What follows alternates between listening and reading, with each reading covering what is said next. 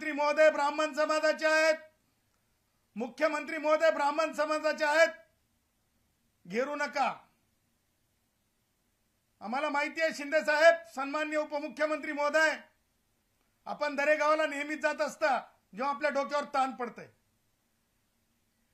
परंतु आपण दरेगावाला जाऊन ओबीसींची वाट लागावी असं आपल्यामधून कधीच अपेक्षित नाही, कधीच अपेक्षित राहणार नाही।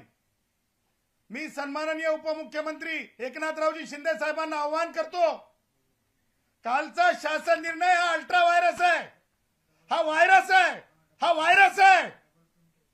तुम्ही आज चालू असलेल्या बैठकीमध्ये शिंदे साहेब हा शासन निर्णय मागे घ्यायला सांगा।